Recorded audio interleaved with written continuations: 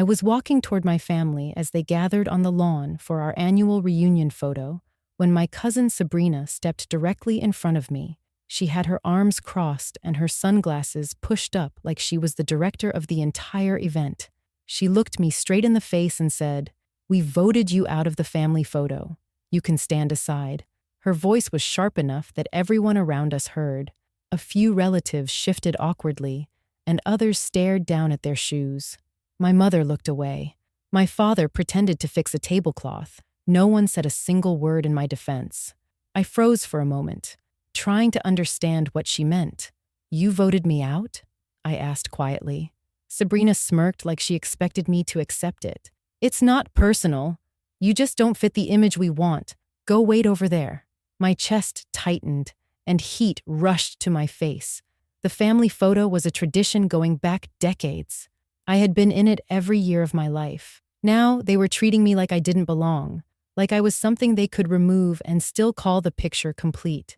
I stepped back slowly, feeling the sting settle deep in my stomach. Everyone kept arranging themselves, laughing and posing, while I stood alone behind them. I had no idea what to do or say, but someone else heard what happened. Someone who had been quiet until that moment. Grandpa Walter pushed himself up from his chair, leaning on his cane, and started walking toward us. His eyes were fixed on Sabrina, with a look I had never seen him give anyone before. I didn't know it yet, but what he said next would change everything. "My name is Kaya Bennett, and for most of my life, I have been the quiet person in a loud family. I never tried to compete with the cousins who loved attention or the aunts who loved controlling every detail of an event. I preferred helping in the background. I set tables, carried boxes, and made sure everyone else had what they needed. I thought that being supportive was enough to earn a place in the family. But as the years passed, I realized something painful. Being quiet often meant being overlooked. I watched people praise Sabrina for every little thing she organized, even when half the family didn't enjoy it. I watched her mother, Janet, brag about the smallest accomplishments, as if their side of the family was the center of the world. And every year, I slipped further from the middle of the group until I ended up on the edge. Still, I came to the reunion this year, hoping things would feel different. Grandpa Walter had been talking all month about wanting a full family photo because he said, "Every face tells a part of our history." I loved that idea. It made me feel like I mattered, even if no one said it out loud. I arrived early, helped carry food, set out chairs, and hung the reunion banner. I tried to join conversations, but Sabrina kept brushing me off. When I asked if she needed help with the photo lineup, she said, "Just stay on. Stand by." I didn't understand what that meant until she blocked me and announced the vote. My mother, Linda, quietly told me to let it go for today because Sabrina worked hard on the event. My father didn't say anything. My brother Noah overheard but stayed silent, pretending he was busy getting drinks. Everyone avoided conflict, even if it meant avoiding me. As I stood there, I felt a familiar sinking feeling. I had spent years trying to prove that I belonged, and it never seemed to make a difference. But this time, the humiliation hit deeper because they chose to erase me from something that was supposed to represent our whole family.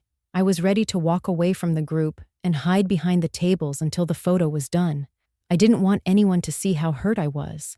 But then I saw Grandpa Walter rise from his chair. He watched the entire interaction. His cane dug into the grass as he stepped forward with slow, steady determination. His face was set in a way that told me he was not going to let this moment pass quietly. For the first time that day, I felt a small spark of hope. I didn't know what he would say, but I knew he would say something. And that was enough to keep me standing right where I was. If you're enjoying this story, make sure to subscribe and comment where you're watching from. As everyone began gathering for the photo, I stepped farther back, pretending to check my phone so no one would see how shaken I was. The lawn buzzed with conversation as relatives adjusted their clothes, fixed their hair, and laughed loudly, excited for the moment they treated as the highlight of the entire reunion. Kids chased each other between the picnic tables, while older relatives sat under the shade tents, sipping lemonade and waiting for instructions.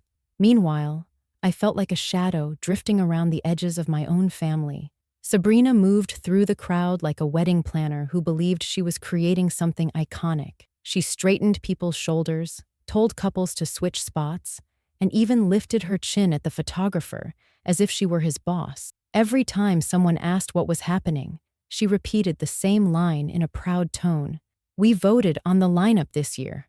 Only the core family goes in the photo." She made sure those words were loud enough for me to hear. A few people glanced in my direction, but no one came forward. Some looked sorry, some looked uncomfortable, some looked relieved they were not the ones being targeted.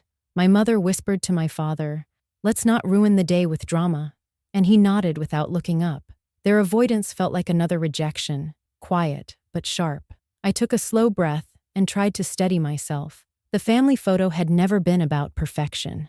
It was about history. Every year we stood together under the same oak tree, even when people argued or outfits didn't match, or kids cried mid-picture. Grandpa always said the photo mattered because it showed who we were, not who we pretended to be.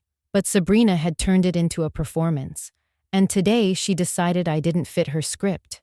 Janet, her mother, nodded approvingly at everything Sabrina said, repeating, "She is right. We need a clean look this year." A clean look. That phrase cut deeper than Sabrina's vote, as if my presence made the picture messy, as if I brought something unwanted into a moment that was supposed to include everyone. Aunt Carol quietly approached me and placed a gentle hand on my arm. "I'm sorry, sweetheart. I don't agree with this, but I don't want to start trouble." She squeezed my hand and stepped away before Sabrina could notice. Her apology meant something, but her retreat reminded me of the pattern I had lived with for years. Everyone supported me in private, but kept quiet when it mattered in public. I watched as Sabrina positioned her younger sister's new boyfriend in the spot I had stood in last year. He had only been to one reunion but got a front row place. I felt heat rise in my chest, a mixture of shame and anger. How could they erase me so easily? Noah walked by with paper cups stacked in his hands. He avoided eye contact, pretending to be focused on keeping them steady. I called his name softly. He stopped, hesitating. I asked, "Did you agree to that vote?" He swallowed hard and said, "I didn't really vote. I just didn't say anything." His voice was quiet, guilty. "Kaya, you know how Sabrina gets. I didn't want it to turn into a big thing." I nodded, but the hurt deepened. Not saying anything was the same as agreeing. Silence had always been my family's way of choosing the easy path, even if it meant choosing against me. The photographer lifted his camera and called out, "We're ready. Is everyone in place?" People hurried to fill the final spaces. Sabrina announced, "Yes, everyone who belongs is here." That line hit me like a slap. I stepped back another inch, feeling smaller than I had felt in a long time. My heart beat heavy in my chest, and for a moment I considered leaving entirely. It would have been easy to walk toward my car, drive home, and pretend the reunion never existed. I wondered if anyone would even notice, but then, out of the corner of my eye, I saw Grandpa rising from his chair. He pushed himself up slowly, gripping his cane like it was part of him. His expression was steady and proud, but there was a fire in his eyes I had not seen since I was a child. He watched Sabrina as if he had been waiting for the right moment to step forward. The wind carried his words as he muttered, "Not my family, not like this." He began walking toward the photo group with a slow, determined pace, one step at a time. The crowd parted slightly as he made his way through, and murmurs spread across the lawn. People straightened their backs, kids stopped running, conversations faded. Grandpa's presence alone shifted the entire energy of the reunion. As he approached Sabrina, her confident smile faltered for the first time that day. Something inside me began to steady. I knew the moment of conflict was no longer mine alone. Grandpa had seen everything, and he was about to make sure every other person saw it too. Grandpa's steady footsteps cut through the entire gathering, and the closer he came, the quieter everyone grew. Sabrina adjusted her sunglasses and tried to regain her confident posture, but the tightness around her mouth betrayed the nerves creeping in. She had always been bold when no one challenged her. Now she stood facing the one person in the family who did not bend to popularity or pressure. Grandpa stopped directly in front of her and planted both hands on the top of his cane, using it to steady his aging frame. His voice came out firm and clear. "Tell me what you just said to my granddaughter." Sabrina forced a smile that didn't reach her eyes and laughed lightly as if the situation were being exaggerated. "It's nothing big, Grandpa. We just took a vote on who should be in the photo this year. We wanted a clean look, and Kaya understands." She waved a dismissive hand in my direction, as though the humiliation she caused could be brushed away with a single gesture. Grandpa narrowed his eyes, studying her closely. "A clean look," he repeated, emphasizing each word. "And who exactly gets to decide who belongs in this family and who doesn't?" His voice was calm, but there was weight behind it, a weight that made even the photographer lower his camera. A few relatives shuffled uneasily. Janet stepped closer to her daughter and said, "Dad, it was a group decision. We were trying to make things organized." Grandpa turned toward her slowly, and Janet shrank back a little. "Organized does not mean cruel," he said. "Organized does not mean choosing convenience over compassion." His gaze shifted back to Sabrina. "Did you tell her she does not belong in her own family's photograph?" Sabrina's flush deepened as she realized her actions were now under the scrutiny of someone whose approval she could not manipulate. "Grandpa, it isn't like that," she said quickly. "We were just trying to make the photo look professional." Grandpa took a breath, then turned his head so his voice would carry across the group. "Everyone here? Did you agree to this decision?" His question hung in the air. A murmur rippled through the crowd. No one raised a hand. No one answered. Some stared at the grass. Others glanced away. Their silence said everything. My mother stepped forward, guilt etched into her expression. She said, "We just didn't want an argument today." Grandpa shook his head. "Avoiding conflict by hurting someone is still hurting someone." Then he extended a hand toward me. "Kaya, come here." The simple request made my heart pound. I walked toward him slowly, feeling every eye watching me. I expected to feel embarrassed, but instead, a strange calm spread through me. He was giving me the space my family had denied me all morning. When I reached him, he placed his hand on my shoulder and said loud enough for the entire reunion to hear, "You belong in this family more than any camera will ever capture. And if you are not in that photo, then it is not a family photo." The crowd reacted in a wave of emotion. Some people gasped, some nodded, some looked ashamed. Sabrina's jaw tightened as she realized the moment had escaped her control. She tried one more time to salvage her authority. "Grandpa, it's not fair to make everyone redo everything just because Kaya took it the wrong way." Grandpa straightened as much as his aging body allowed. "Fair is making sure every person who is part of this family is treated with dignity." His voice grew stronger. "There is no photo without her." After that, he turned to the photographer and said, "We start over." The photographer blinked, surprised but obedient. "Of course, sir." Everyone reset.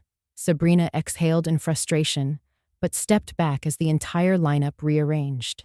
People moved aside to make space for me. Cousins who had been silent earlier now gestured for me to step in. My father lifted a hand toward an open spot next to him. My mother whispered, "Come stand with us, honey." I hesitated for a moment, taking in the strange shift of energy. Then I stepped forward, placing myself between my parents as the sunlight filtered through the oak branches above us. Grandpa positioned himself proudly on my other side, holding his cane in one hand while resting the other lightly on my back. The photographer raised the camera again, and the tension in the air melted into something steadier, something that felt more like truth than performance. This was the turning point. The moment when the silence that had held me down for years finally broke. Grandpa had not only defended me, he had restored my place in the family with one powerful stand. The photographer lifted his camera again, but before he could take the shot, Grandpa stepped forward and held up his hand. His movement was slow but commanding, and everyone quieted instantly. "Before we take this picture," he said, "I want to say something." His voice carried across the lawn, steady and full of history. People turned toward him, curiosity mixing with the tension already in the air. Sabrina crossed her arms, clearly annoyed, but she stayed silent. Grandpa looked at the entire group, his gaze lingering on each generation, from the youngest toddlers to the oldest relatives sitting under the tents. "This family," he began, "has grown, changed, and expanded. We have gained new members through marriage, through birth, and through love, but we have never, in all these years, pushed anyone out." His words hit the crowd with slow, deliberate weight. He pointed his cane toward the framed photos hanging from the string lights. "Look at those pictures. Every one of them includes people who had disagreements, people who made mistakes, people who fell out of touch but still came back. We never erased anyone." He turned toward me, his expression softening. "Kaya has been here since she was a child. She helped set tables, cleaned up after everyone left, and stepped in whenever this family needed an extra hand. She has shown up even when she had every reason not to." He then pivoted toward Sabrina. "And today, she was told she does not belong because she does not fit an image." The crowd murmured, some shifting uncomfortably, others shaking their heads at the thought. Sabrina opened her mouth as if to defend herself, but Grandpa raised his hand again. "No, listen." His tone had a firmness that silenced her. "A family is not a brand. It is not a photo shoot. It is not something you curate to impress people on the internet." His eyes sharpened. "A family is only as strong as the people we refuse to lose." A hush spread across the lawn. Janet stared at the grass. Noah looked at me with regret in his eyes. My mother wiped her cheek, and my father folded his arms as if bracing himself against the truth of Grandpa's words. Grandpa continued, "If we start removing people because they do not match someone's idea of perfect, then we destroy the meaning of the photo, and we destroy the meaning of family." He stepped beside me and took my hand. "I stand with her, and if she is not in the picture, I won't be in it either." His declaration rippled through the crowd like a shockwave. Gasps, whispers, and startled looks spread across faces.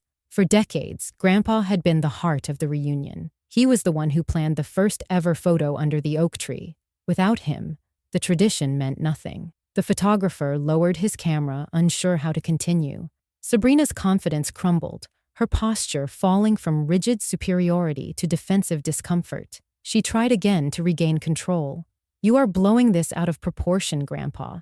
It was just a vote for the sake of order." Grandpa's voice rose with rare intensity.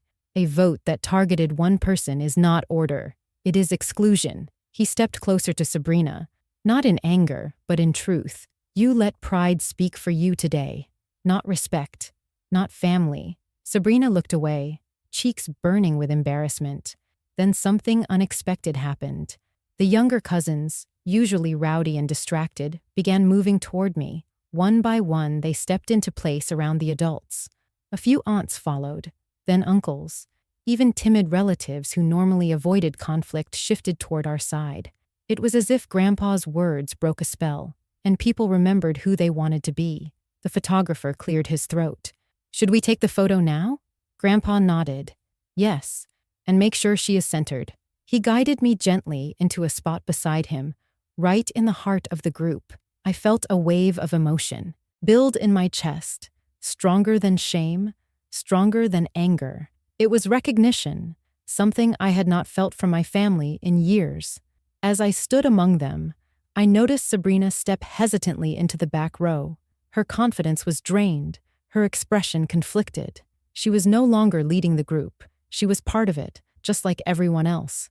The photographer adjusted his lens, counted down, and the flash went off. The moment was captured forever, not as a display of perfection, but as proof of truth. Grandpa had not just put me back in the picture. He had rebuilt the meaning of the entire reunion in one bold stand. The climax was not the flash of the camera. It was the moment my family was forced to choose who they were going to be. And for once, they chose right. When the photo was finally taken, the tension on the lawn seemed to dissolve in layers. People let out breaths they had been holding for minutes. A few cousins clapped quietly, not because it was expected, but because they understood something meaningful had just happened. As everyone began breaking away from the lineup, conversations restarted, softer and more honest than before. The photographer walked over to me with a small smile and said, "You have a good man in your corner." I nodded, still absorbing everything. Grandpa squeezed my hand once, before lowering himself back into his chair with Noah's help. "You remember this day, Kaya," he said as he settled in. "Remember that people can forget their backbones sometimes. That's why someone has to remind them what doing right looks like." His tone wasn't angry. It was steady, almost relieved. The relief spread through me too, replacing the deep shame that had settled earlier. I looked at my family and saw something shift in their faces. Confusion, guilt, sympathy, and even pride mingled together as they processed what had unfolded. My mother approached with cautious steps. She looked younger in that moment, softer than I had seen her in years. "Kaya, I am sorry," she said, her voice almost breaking. "I should have stepped in. I just didn't want Sabrina to explode like she usually does." I appreciated the honesty, even if it came too late. My father stood beside her, rubbing the back of his neck the way he always did when he struggled with his emotions. "Your grandpa is right," he said. "We should have protected you instead of staying quiet. You deserved better today. You deserved better many times before today." His voice deepened with regret, and hearing him say it made something loosen in my chest. I nodded slowly. "I never wanted a fight," I said. "I just wanted to be part of the family." My mother wiped her eyes and whispered, "You are. You always have been. We let someone else make us forget that." As they stepped aside, more relatives came to me. A few cousins apologized for staying quiet earlier. One aunt hugged me and said, "Thank you for not walking away. You being here helps. Remind us who we actually want to be." Their sincerity warmed me, but it also highlighted how long I had accepted being treated as invisible. I realized that staying quiet to keep peace had never brought peace at all. It only made the loudest person the leader. And today, finally, that pattern cracked. Across the lawn, Sabrina stood stiffly near the drink table, arms folded tight. She wasn't directing anyone anymore.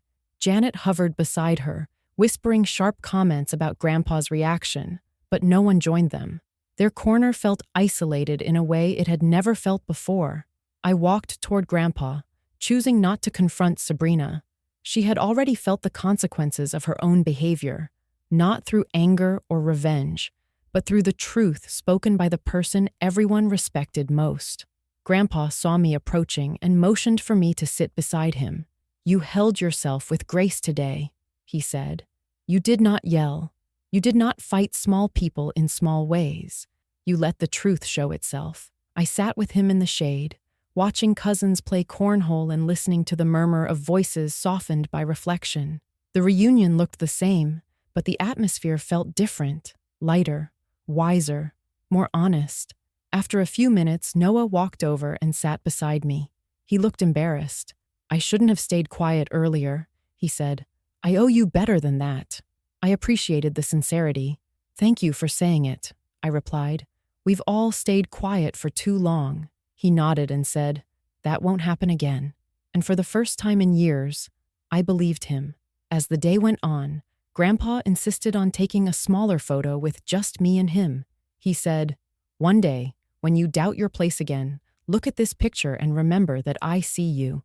His hand shook a little when he held the camera out to a relative to take the photo, but his smile was steady. Standing beside him, I felt grounded in a way I hadn't felt in a long time. I realized that the photo he fought for wasn't about posing under the oak tree. It was about restoring dignity. When it was time for people to pack up, I hugged Grandpa before heading to my car. He whispered, "Proud of you, kiddo. Do not let anyone vote you out of your own life." His words settled into my heart, like they had always been meant to live there. As I drove home, I replayed the day in my mind. The humiliation, the silence, the courage, and the victory that wasn't loud but strong enough to shift the ground beneath my feet. I understood something I had not understood before. Belonging is not granted by people who fear losing power. Belonging comes from truth, respect, and the people who show up for you when it matters most. Sabrina's vote meant nothing. Grandpa's voice meant everything. I ended the day no longer asking for a place. I stood in it. If you enjoyed this story, make sure to subscribe and comment where you're watching from.